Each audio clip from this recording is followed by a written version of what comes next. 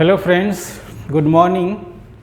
आज आपको हम शॉर्ट हैंड का ऐसा चैप्टर जो बहुत ही इम्पोर्टेंट है, इसके बिना शॉर्ट हैंड आप सीख नहीं सकते हैं, क्योंकि ये आपको बहुत हेल्प करता है। अध्याय 2 यानी पार्ट नंबर 2 है, जिसमें हम स्वर और व्यंजन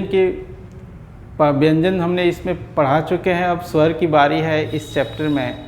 तो साउंड यानी स्वर कितने होते हैं, किसे कहते हैं, ये आपको हम बताने जा रहे हैं। तो आप देख सकते हैं कि साउंड मुंह से निकलने वाली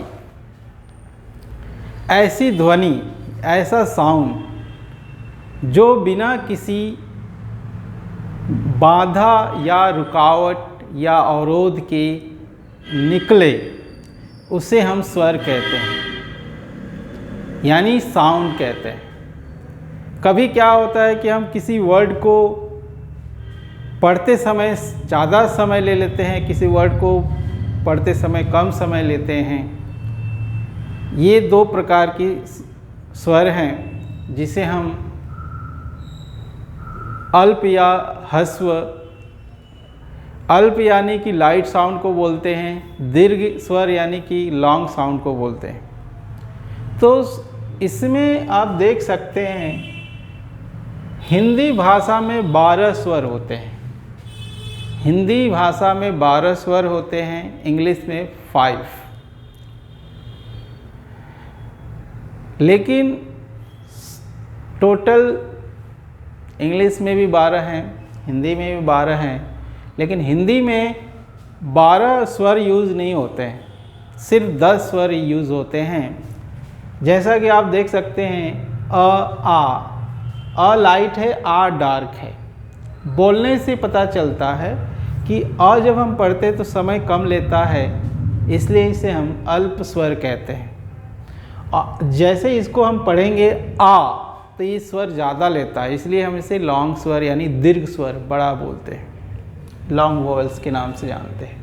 ई है, ओ है, ए ओ आओ। और ये जो दोनों हैं शॉर्ट हैंड हिंदी में, इनका यूज़ कुछ वर्ड में पहले ही से यूज़ हो जाता है, इसलिए इनको यूज़ अलग से नहीं किया जाता। इसलिए शॉर्ट हैंड हिंदी में 12 की जगह 10 स्वर ही मेन है, यानी प्रधान माने जाते हैं, क्योंकि अंत के 2 स्वर जो है अहम और अह का बोध अन्य स्वरों और व्यंजनों में ही हो जाता है।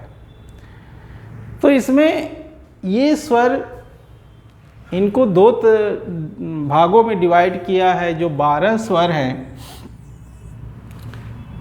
जिसमें से हमें 10 ही पढ़ने हैं, तो 10 को 2 भागों में बांट दिया गया है, जिसे हम अल्प या ह्रस्व स्वर कहते हैं।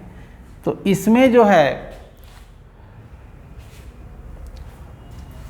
कुछ इसमें यूज होते हैं, कुछ इसमें यूज होते हैं, जो 10 स्वर से।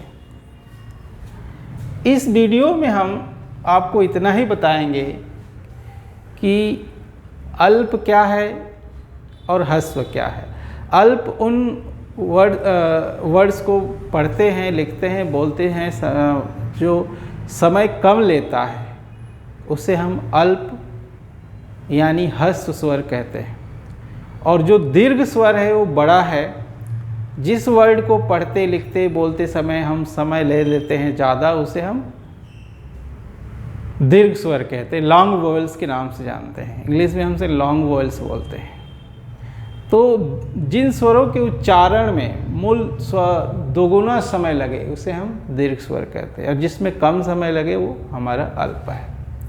हिंदी आशुलिपि की दृष्टि से आशुलिपि भाषा में 10 स्वर यानी 10 ध्वनियाँ ही हैं, जिसमें 4 जो हैं, इसमें अल्प यूज़ होती हैं। जो 10 में से जो 10 स्वर हैं, 4 जो हैं अल्प में यूज़ होती हैं, और 6 जो हैं ये हमारा दीर्घ स्वर में यूज़ होती हैं। एग्जाम्पल के लिए आपको हम कुछ बता देते हैं, जैसे कि अल्प हमें लिखना है कम, गम, बल, चल। जाहिर सी बात है कि इसमें 2 अक्षर का है, 2 लेटर का है। अगर हम इसको पढ़ेंगे या बोलेंगे या लिखेंगे तो कम समय लगेगा, इसलिए इसे हम स्वर साउंड के नाम से जानते हैं। ऐसे वर्ड जिनमें अक्षरों की संख्या कम हो, जिसमें लिखते समय बोलते समय हमें कम समय लगे, उसे हम अल्प यानी कि लाइट साउंड के नाम से जानते हैं, या ह्रस्व स्वर के नाम से जानते हैं। अब आती है दीर्घ स्वर। जैसे हमें लिखना है अध्याय,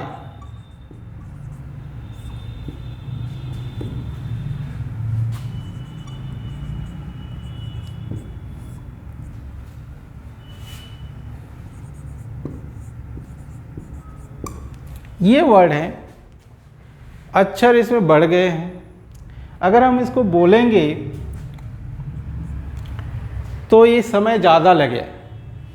जब ज़्यादा समय लेगा, जिन वर्ड के उच्चारण में, यानी कि जिस वर्ड के उच्चारण बोलते समय ज़्यादा लगेगा, यानी कि अल्प से दोगुना समय लेगा, उसे हम दीर्घ स्वर यानी कि लॉन्ग साउंड के नाम से जानते हैं शॉर्टहैंड में।